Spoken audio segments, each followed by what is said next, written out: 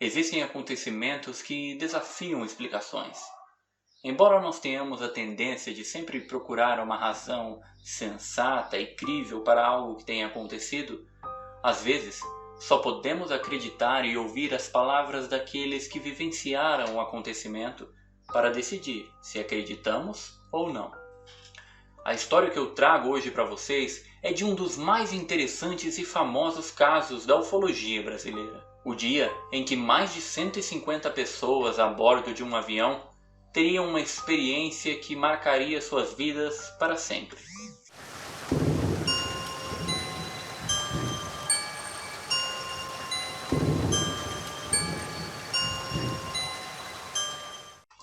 Pessoal, eu queria pedir uma ajuda para vocês. Como vocês já devem ter percebido, no início ou meio do vídeo vocês não estão vendo anúncios. Isso quer dizer que o canal não é monetizado ainda. Ou seja, o YouTube não me paga nada por esses vídeos por enquanto.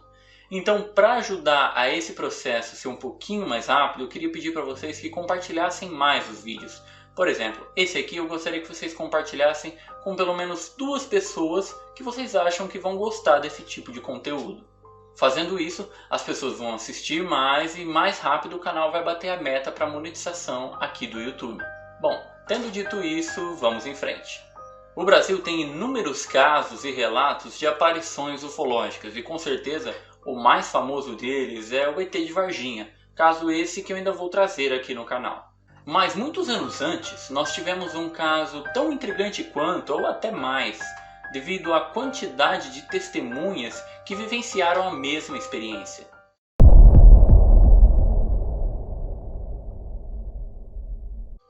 No dia 8 de fevereiro de 1982, o comandante Gerson Maciel de Brito pilotaria um avião da VASP, um Boeing 727, que partiria de Fortaleza às 2 da manhã e iria até o Rio de Janeiro fazer uma escala e depois disso iria para São Paulo como seu destino final. Cerca de 1 hora após a decolagem, o avião estava passando pela cidade de Petrolina, no estado de Pernambuco.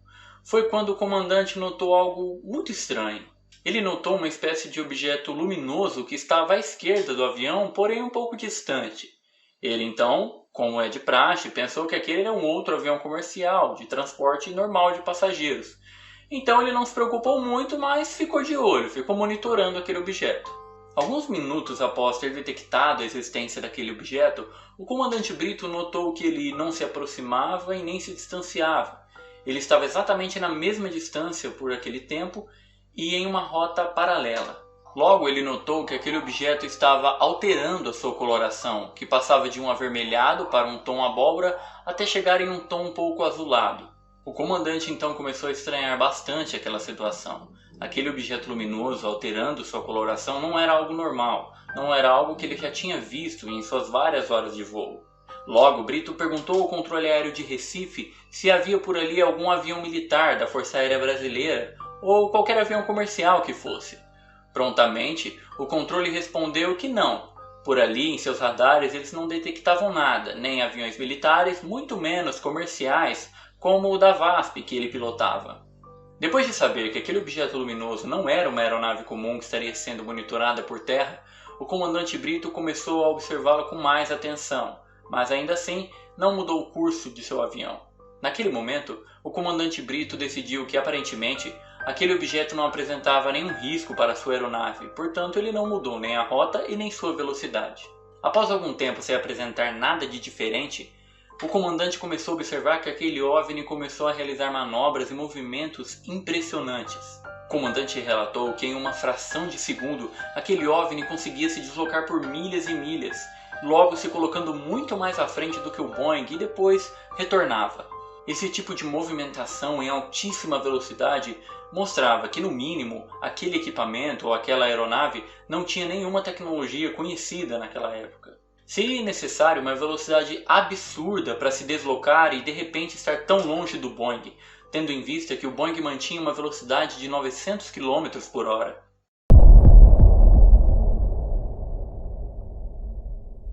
Quando o voo 69 chegou na jurisdição do Sindacta de Brasília, o comandante Brito entrou em contato com eles e explicou tudo o que estava acontecendo. Prontamente o Sindacta também disse que não estava identificando nada por ali. O comandante Brito então teve uma ideia. Ele imaginou que na zona de voo onde ele estava poderiam haver outros aviões comerciais como o dele. Então ele pediu para que o Sindacta entrasse em contato com esses aviões e perguntasse se eles também estavam tendo contato visual com esse objeto luminoso. Logo o Sindacta entrou em contato com um avião da Aerolíneas Argentinas e o comandante desse avião confirmou que também estava vendo toda aquela movimentação daquele objeto luminoso. Pouco tempo depois, um outro avião da empresa Transbrasil, que saiu de Brasília para ir para o Rio de Janeiro, confirmou também que toda a sua tripulação estava de olho naquele objeto luminoso e sua movimentação há algum tempo. Sabendo que outros aviões também estavam vendo a movimentação daquele OVNI e ainda sem receber nenhuma ordem de mudar trajeto ou velocidade, o comandante Brito permaneceu da forma que estava e não fez nenhuma alteração na viagem. Ele manteve, porém, constante observação no objeto dali para frente.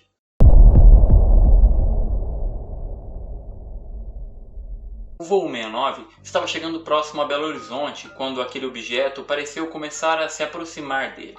O Sindacta então entrou em contato com o comandante Brito e disse que naquele momento eles estavam detectando um ecorradar na região na posição de 9 horas, ou seja, à esquerda do avião da VASP, e ele estava também a uma distância de 8 milhas. Logo aquela luz estava ficando cada vez maior e o comandante Brito pôde identificar que aquele objeto tinha um formato discoidal, que basicamente é formato de disco.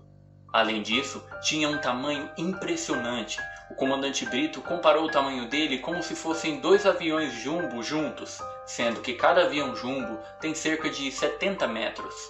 Naquele momento, Brito teve a certeza de que aquele objeto, aquele OVNI, não era algo vindo da Terra e que parecia querer fazer algum tipo de contato. Ele então compartilhou a visão do objeto com toda a tripulação, pois até aquele momento só os que estavam na cabine haviam visto. Os passageiros também foram avisados de tudo o que estava acontecendo, e logo podia-se ver eles se revezando nas janelas do lado esquerdo do avião para poder ver aquele objeto. Naquele momento, o objeto já emitia uma enorme luz azulada, e só houveram 2 passageiros que não quiseram ver aquilo. Foram o Sr. Dom Ivo Longscheider e outro religioso que estava com ele. Naquele momento, mais de 150 pessoas que estavam dentro daquele avião puderam visualizar aquele OVNI. E ele se manteve a uma distância de 16 milhas até que o avião começasse a iniciar o procedimento de descida quando passava por cima da cidade de Piraí, no interior do Rio de Janeiro. Logo o avião pousou no Rio de Janeiro.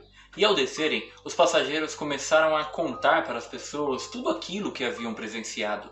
E o mesmo fizeram quando chegaram em seu destino final, em São Paulo.